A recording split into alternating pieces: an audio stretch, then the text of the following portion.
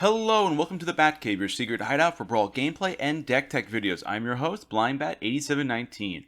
On today's video, I'm playing for you a 5-color Jodah the Unifier Cascade deck. But before I go over the deck tech, a couple asks of the audience.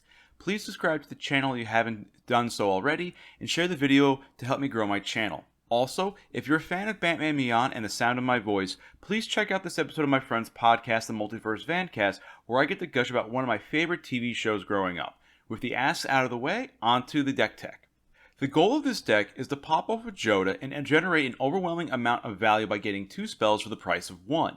To this end, I first need to ramp up to Jodah, so I'm running 9 2-mana ramp spells with Prophetic Prism, Dryad of the Elysian Grove, and Chromatic Lantern for color fixing. Because I love my gold cards, I'm also running Tome of the Guild Pack to help me ramp and draw cards, so I always have something to cast. Once I get Jodah on the field, I want some ways to protect him until my next turn, so I'm running these protection spells to help him stick around. Alternatively, I'm running Wrath Capuchin, Ship's Mage, and Leyline of Anticipation, which will allow me to flash Jodah in at the end of my opponent's turn. Now to pop off. I've included a whopping 34 legendary permanents in this deck, with these being my favorite ones to cast when Jodah is in play.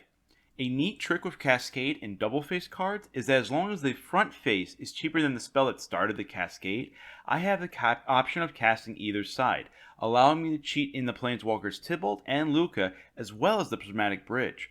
The Prismatic Bridge and Golos are the backup plans for this deck to pop off if all else fails. With the deck tech out of the way, let's jump into the arena for some brawls. Alright, this hand looks like a good start. Got a couple lands, I have an Into the North I can use here. I'm playing against EiPaikalla, piloting a Sheoldred the Apocalypse deck. This is another new one from Dominaria United, so I've played a little bit against it in testing, so I'm willing to bet this will be a lot of discard and just try to empty out my hand for the most part. So start off by saying hello to the opponent, and let's lead off with an Ice Tunnel. Let's lead off with the Dream Root Cascade. Because while the Ice Tunnel will always come into play tap, I want to cast Into the North on turn 2, so I need my green to be available to me. Land coming into play as Crypt of Agadine from the opponent, and then we'll just start off with a Steam Vents, pay the 2 life, which they changed it from how it used to be now. And let's just cast Into the North. And let's see, I need white and black, so let's go with an, I have red. This is where the tricky part comes in with some of this stuff. White, red, yeah, let's get another Snowfield Sinkhole, just because I'm looking at the Radadric Urborg, and then that with the Shattered Sanctum, that should be all good and everything. So, Timurit Chosen from Dead, alright, oh, even better. So let's go with the Command Tower now, and they're probably going to kill the first thing I play anyways. But let's go with Radadric here. This way, this is something that if I'm anticipating my opponent, they're mono black, they're going to have a lot of removal spells, and so by playing out I'm just going to say Rada right now. What this allows me to do is that if I play a Jodah out on 5, now he'll die, presumably, and then a zombie Koken will come into play. So my opponent will essentially have to have made 5, 2, 2, yeah, they clearly, no attacks here. What they'll have to do now is they would need 2 kill spells now to get rid of the Jodah. So there's one. Totally fine. We'll put them into my hand. I get a zombie token now.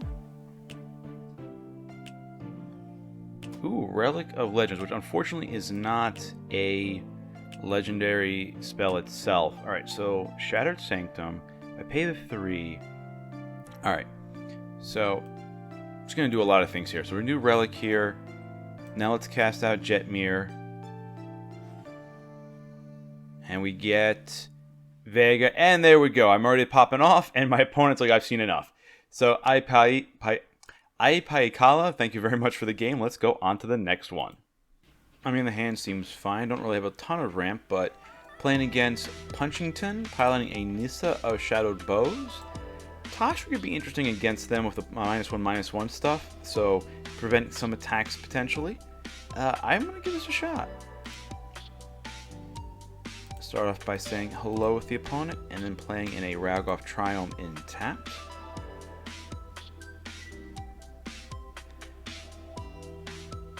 Swamp from the opponent. Let's play out a Watery Grave untapped. and make them think I have something when really I'm just going to be flashing in Nyambi. Probably should maybe save her for a protection thing. But I want to kind of see... Actually, no, let's flash her out. Because I realize with the Relic of Legends, technically, it's a ramp spell then at that point. Because pay the 2 life here. Play out Relic of Legends. No attacks. Wait, why can't I...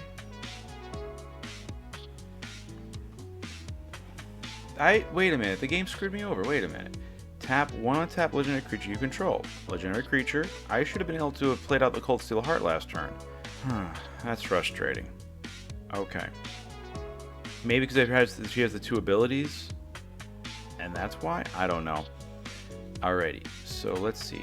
Tap and untap. Let's go with white. Submit that. Let's go with black. And I'm playing out the Cold Steel Heart now. I'm very annoyed because I should have been able to have like Jodah up by now. Let's red. I don't have any green, right? Let's get green out here. Okay. Now let's play on EiPaikalla. We'll kill the Thalia. I should have noticed. Okay, so if this happens for you guys, I would say you notice that you can't attack. Like you can attack, but you didn't get a chance to cast something. Probably go in full control mode at that point. That would probably be the right thing to do there. I almost kind of want to hold on to the Urtai, and then when they go to -5, try to just stifle the effect with his ability. Which it seems to be what their goal is, to be a reanimation deck. Alrighty, looking at what my options are here. I have the straight up 5. However, I think I'd rather just go straight for a... Why does he have a green open? I don't have a 2-drop thing. Let me, let's just see what I get with the First Sliver real quick. He's in here just because he's another Cascade thing. So Assassin's Trophy, sure. Let's... Oh, it seems kind of silly, but let's get rid of the Nissa then. Yes, I'm kind of giving the land to recast her, but it's one less landfall thing. And then if they're spending the turn recasting her, they're not doing much else, I feel like. And let's attack.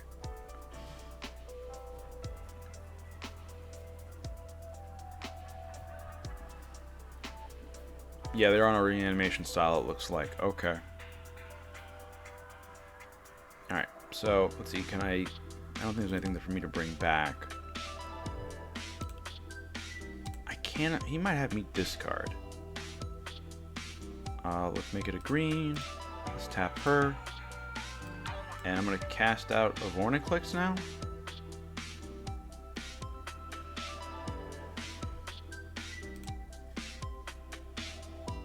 Probably should have held off on casting him, actually.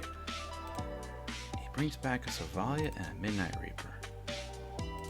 Let me go with this, because really Vorniclix is here to stop my opponent from getting all the counters on Nissa. Yeah, we'll kill both, why not? Because then actually that works with Lucan in a sense. Yep, we'll do that.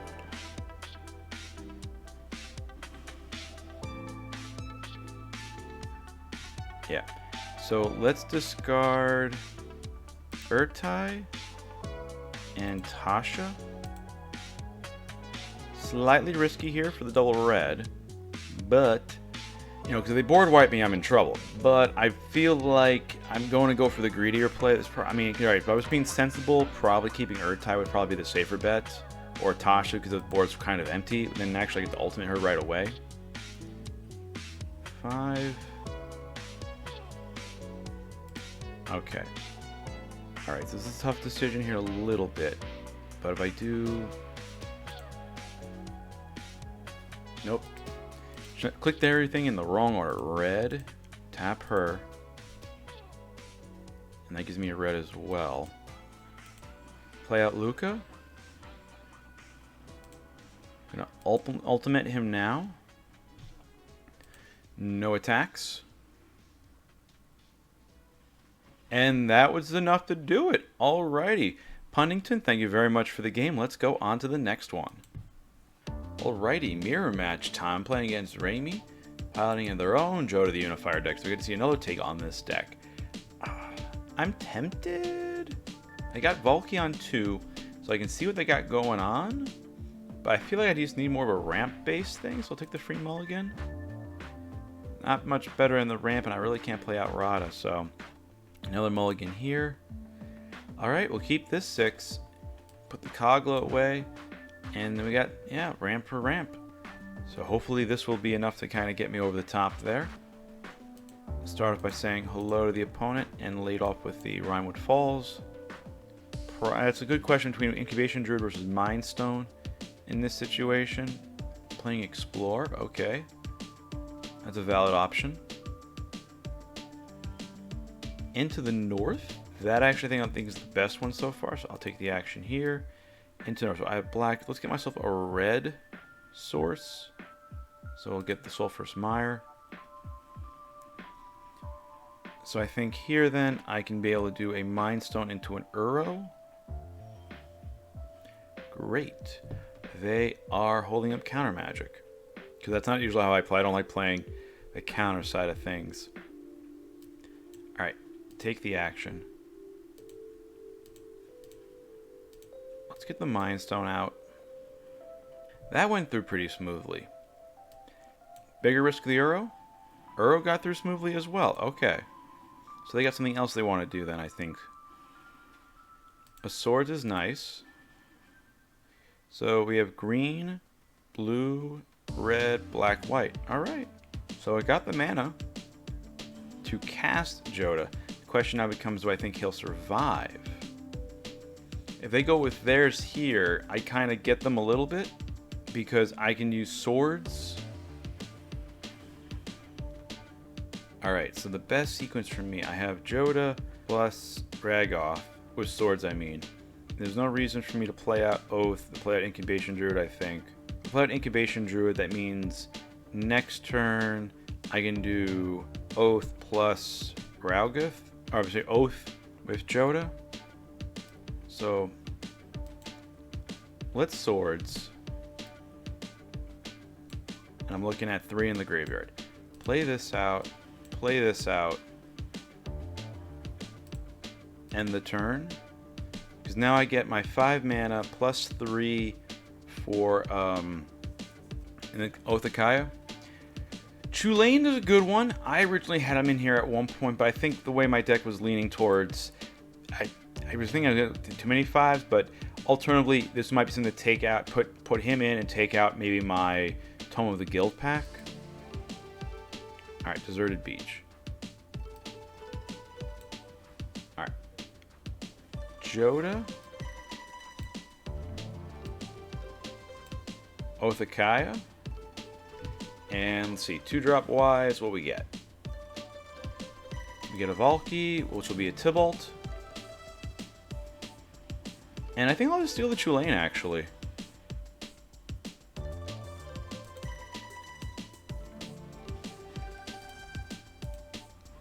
Because Chulane's one of those cards that will just pop off. Slip out the back, that's a fair protection spell. Graveyard-wise, I have 3. Alright.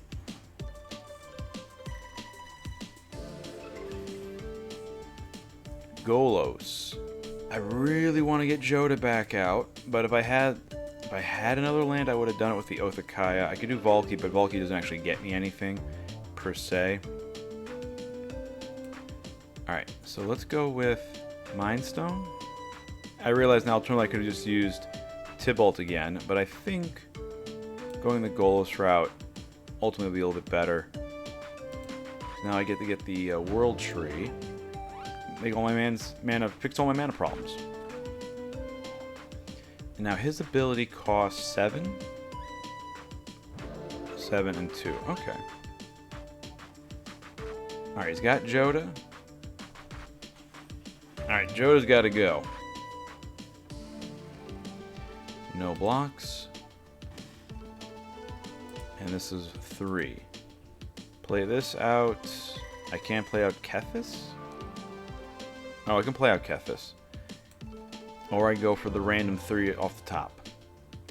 Decisions. Honestly think that actually now playing out Tybalt is good. And getting rid of their Jodah, I think, is the right play here.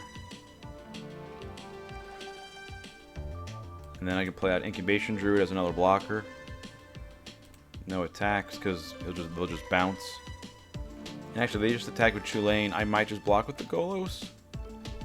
Because again, I think that'll give me enough mana. 5 plus 3. Another 5. And actually, do I have Golos? Yeah, so again, no, that won't work as well. I'm thinking about, oh, can I play Uro out of the graveyard? Nope, not going to work with just doing the Golos. Teferi, Hero of Dominaria. What are we putting away? Oh, please put him through from the top. That's perfect. I'll use the Golos then. Okay, you put him away then. That's okay. That's fair. I'm glad they realized that. 5, 3. That's a good question. Oh, that's mean.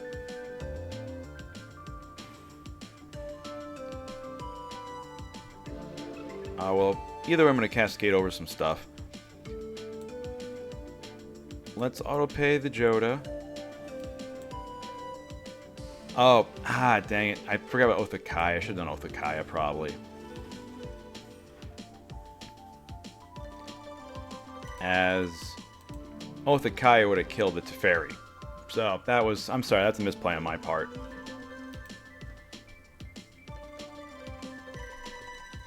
So while I'm waiting for my opponent to figure out what their options are, next turn, going to be drawing back the Golos. That'll be a 4-drop now. If Kethis stays in play, that'll be 4 mana. And then that also means that's basically it, actually. Nothing's going to come into play untap, so probably going to be Oath-Akaya. Frick. Okay, Ugin the Ineffable. That's what I get for waiting on the Jodah. Okay. Jodah goes away. Decline.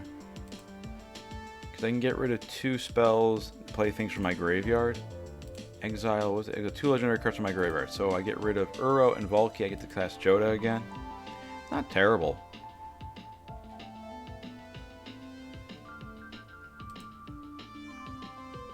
Alright. So let's get rid of Valki and Uro.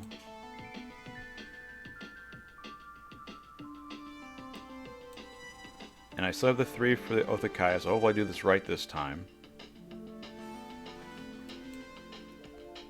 Oath-Akaya. And the Cascade, which again, I always am going to get filled up every time I do this. There he is. I honestly thought I put him in here too, thinking, oh, I need a little card draw. I thought he would get me 2 cards every time. He doesn't. But it's not the worst thing in the world, especially when you consider you're drawing a Esika God of the Tree instead.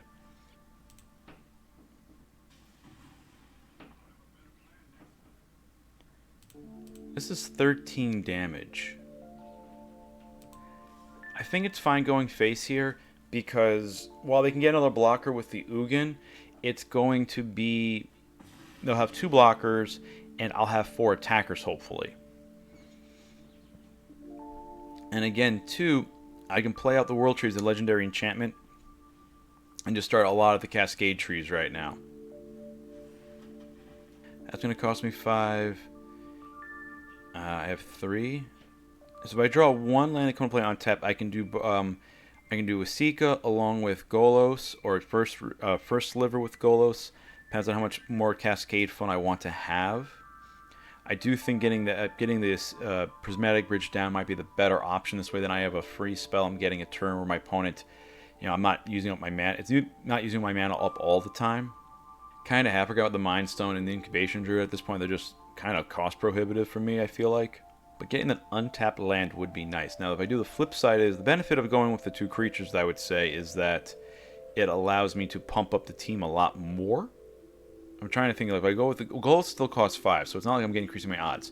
Alright, so now the power of my Jodah happened to overwhelm the power of their Jodah. So, Raemi, thank you very much for the game. Let's go on to the next one. So this hand, I think, is a little bit of a risky keep. I'm playing against Alturius, piloting a Thalia guarding the Thraben deck, so it's going to be very much a creature aggro deck with Thalia kind of preventing me from casting my more expensive stuff. I have a handful of creatures though, and Philip can maybe draw me that land. So I'm just missing another red or green source. But if I get any land, I can cast Uro potentially. So I'm going to keep this. You could justify milling this, or not milling this, but mulliganing this. I realize also I don't have any white for swords, but let me start by saying hello to the opponent and play out the Rootbound Crag. So this may end up being a game that comes down to the mulligan decisions to see how bad this all went. Take the action there. Play out Philip the Lost. Okay, Command Tower is pretty sweet. Maze Mind Tome. When he dies, target of a spell. Alright, no blocks for right now.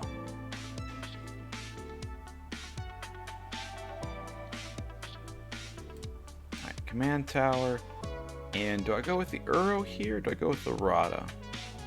I can't do two and two, yeah. So let's go with I'm gonna go with the Uro. My thinking is if I play out Rada, they probably have a removal spell of some sort that will get rid of the Rada. So it's not so much going to stop me from attacking and all that fun stuff. Did not draw the land. Oh well, kind of figured that was going to happen anyways. Legion's Landing. Okay. No blocks. Mind Stone. Man. I'm not even getting the relief. Well, now I got to play out Rada. I'm not even getting the relief of like, okay, there we go, there's a land. No attacks. So I was thinking about relief. It's like, I don't have anything in my hand where it's like, okay, I'll spend the 3 for one of my 2-drops and then try to... Dang it. And then try to cast another spell. I don't even get that opportunity. Yeah, no blocks, that's fine. He didn't make another creature. If he made another creature, I probably would think about blocking so it doesn't flip the Legion's Landing. Alright, so now I get the thinking of, let's see. The safer play, I think, is to do 3 for the Mind Stone. And then Swords the Thalia. See if they have a protection spell. No attacks. And now this gives me a little chance to guard a Splendor. Alright. Alright, so now we're kind of getting into a phase of the game where I kind of like things a little more, where it's about trying to use get more card advantage, card value out of things. Alright, Cultivate. White. And that's going to look green. Green into play. Play out the white source. And let's go with Rada here. No attacks. Alright, so now I feel better. If I get out Jodah, actually at this point I might just be better off doing Kaya and plussing a little bit. Alright, there goes the Uro. Did I even have? I didn't even have enough, so it's not that big of a deal. Creatures can't attack you or punish one for each of those things. Alright, that's a good backup play. That would probably wipe the board too, actually. Trying to think, as much as I want to play out Jodah, I'm like, is that the responsible right play to be making right now? 3 cards in hand, that Legion's Landing is going to flip. So, I think I'm better off doing the Kogla play here instead. Fight the Archon of Absolution.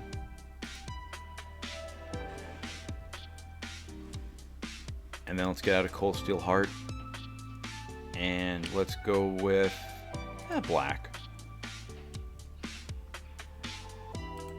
No reason to attack just yet. As much as I would be like, oh sweet, let me draw a card when the clone or the zombie token comes into play. Think that I'm better off here. Oh, that's gonna be alright, that's gonna feel a little bad.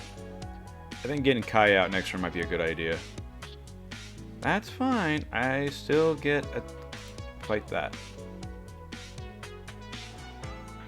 And now actually maybe getting Jodah out to keep the Kogla alive might be a good call too. Creatures. There's one more in the graveyard. But I can just kill the Lion Slash actually with just the Kogla ability. Because this is an artifact creature.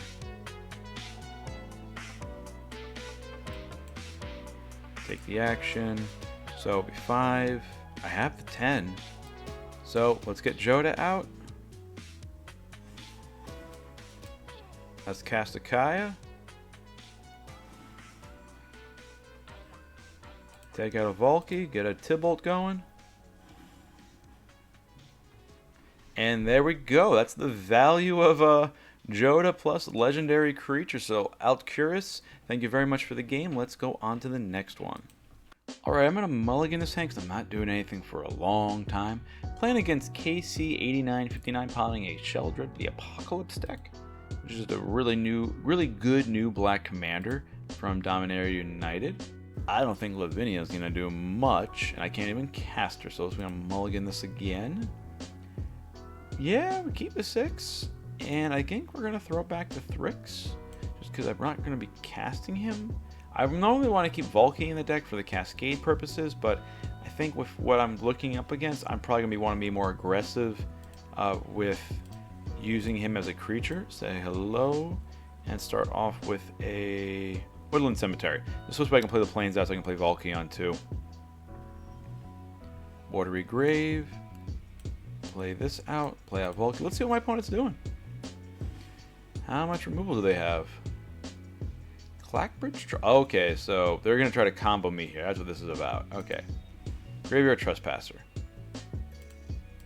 I actually could transform him next turn, actually, which isn't a terrible idea. I get what I said, but what I like more is flashing in Wrath. Potentially next turn. Now again, if this turn I played out the 3 for the Rootbound Crag, 3 for the Celestis, yeah, that may have been the better option there.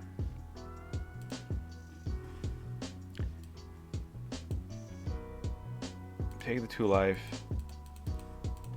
swing there, and the turn, Sheoldred's going to come out, then I'll have Wrath go. Arcane Signet, okay. Alright. Flash this in now. I probably should have waited now that I think about it, but pretty confident that Wrath's going to survive.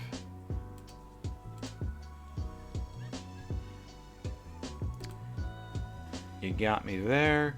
Alright, so white, red, green, blue, black. Alrighty, cool. Swing in the air. And the turn. They're gonna... Ooh. Alright. I mean, this is probably a predictable play. Okay. 3. Pay the 2. Okay. No, I think I just swing here. Because I have Urtai to help me protect Jodah, essentially.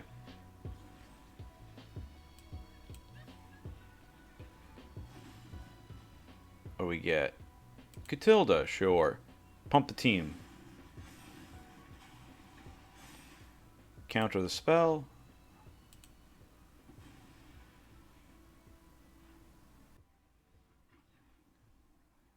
Alrighty, and that does it for KC8959. Thank you very much for the game. Let's go on to the next one. Ooh, this seems like a good start, actually.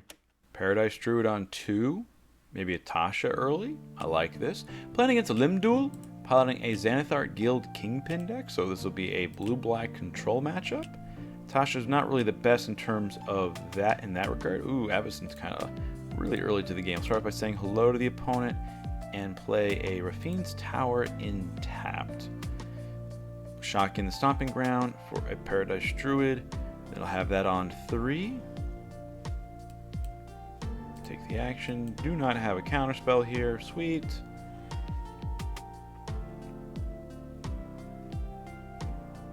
Heraldic Banner. I mean, blue or black? Blue. Yep, Shipwreck Marsh. And let's just go for Tasha here. And plus her. And then next turn, I have Kaya out, I would say. Start plus on her, maybe. I could minus her to get rid of the mana advantage. Feed the Swarm. Okay. I get to untap, I get to keep the Tasha safe at least.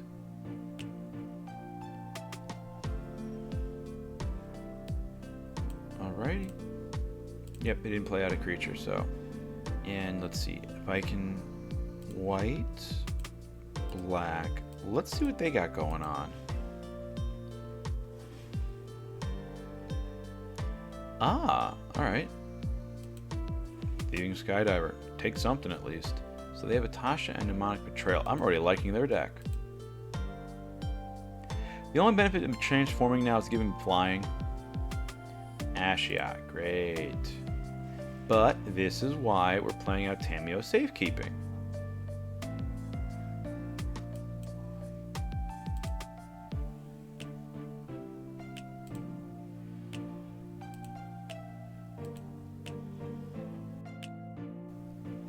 Alrighty, and that was enough to have them concede. LimDul, thank you very much for the game. Let's go on to the wrap-up. Alrighty, and that is the video for today. Out of 11 games, the record was 6 wins and 5 losses, so I'm doing about my 50-50 average. This deck for me was a lot of fun to play. I love playing gold cards. Cascade is one of my favorite mechanics to build with, so I just had a blast playing this deck. I think Jodah is very wide open. You could build a ton of different ways with him. So please let me know how you would build Jodah in the comment section down below, what themes you might take it in, or what cards you'd want to include. If you like today's video, please click the thumbs up icon down below. If you really like what I'm doing, please consider subscribing to the channel and helping me grow, and share this video with your friends if you thought it was a good time. As always, thank you for visiting the Batcave, and have a great day.